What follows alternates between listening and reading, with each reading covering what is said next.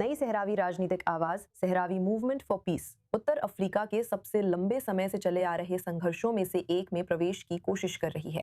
कहती है कि उसने न्यूयॉर्क में संयुक्त राष्ट्र के राजनयिकों, अमेरिकी और फ्रांसीसी मिशन से मिलकर खुद को पोलिसारियो फ्रंट के लिए एक व्यवहारिक विकल्प के रूप में पेश किया है।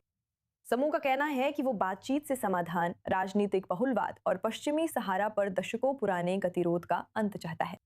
सबसे बड़ा सवाल है, क्या ये सच में कूटनीतिक मौका है या मोरक्को, अल्जीरिया और प्रतिनिधित्व के दावों के संघर्ष में एक और परत है। अब हमारे साथ रबात विश्वविद्यालय के वरिष्ठ प्रोफेसर और राजनीतिक विश्लेषक डॉक्टर मुहाबित मोहम्मद चीतू जुड़े हैं।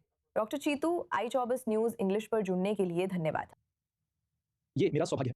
सहरावी मूवमेंट फॉर पीस खुद को मोरक्को और पोलिसारियो के बीच तीसरे विकल्प के रूप में पेश करता है, लेकिन कैसे? क्या वे वास्तव में एक मध्य मार्ग हो सकते हैं?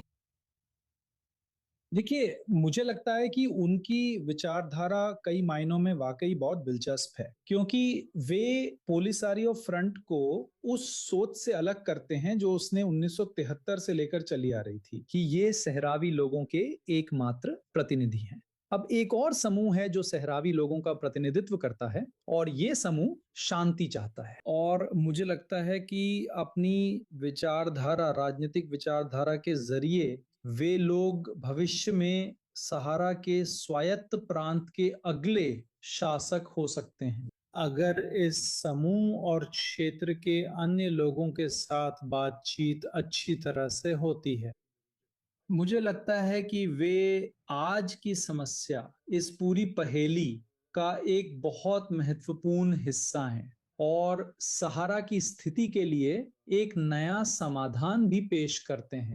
और वास्तव में 2007 में मोरक्को वासियों द्वारा प्रस्तुत स्वायत्तता योजना से उम्मीद है। संयुक्त राष्ट्र में अमेरिकी राजदूत माइक वॉल्स ने मुलाकात के बाद सोशल मीडिया पर कहा कि उनसे मिलकर बहुत अच्छा लगा और सहरावी आवाजें शांति के लिए प्रतिबद्ध है, इसलिए दुनिया को उनकी बात सुननी चाहिए।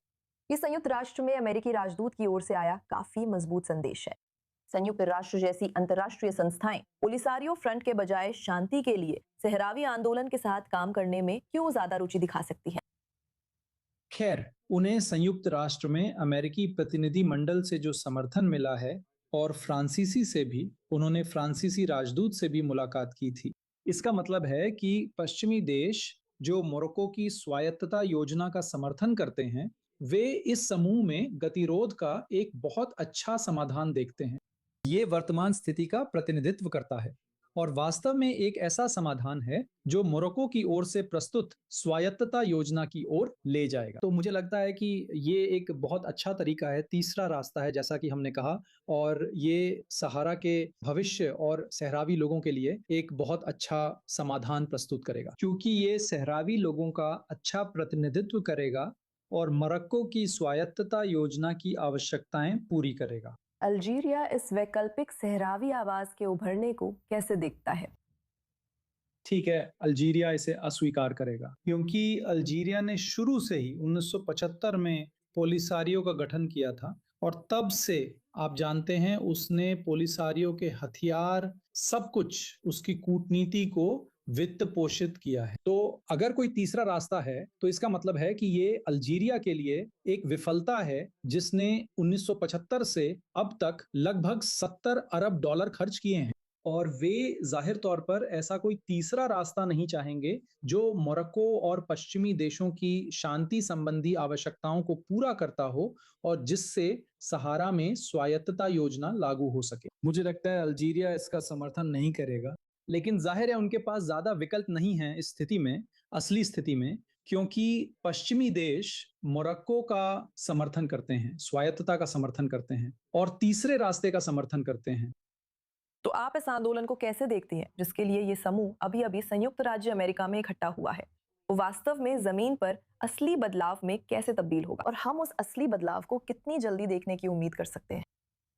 देखिए, बदलाव शायद उतना जल्दी नहीं होगा जितनी हमें उम्मीद है, आप जानते हैं, लेकिन मुझे लगता है कि पोलिसारियो, अल्जीरियाई और बाकी दुनिया को इस एमसीपी समूह द्वारा प्रस्तुत तीसरे रास्ते को स्वीकार करने में थोड़ा समय लगेगा।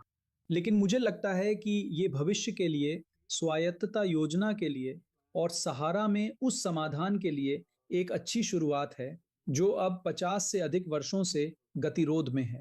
Doctor Mohammad Shattu i24 news English पर आज हमारे साथ जुड़ने और जानकारी साझा करने के लिए धन्यवाद। मुझे बुलाने के लिए धन्यवाद।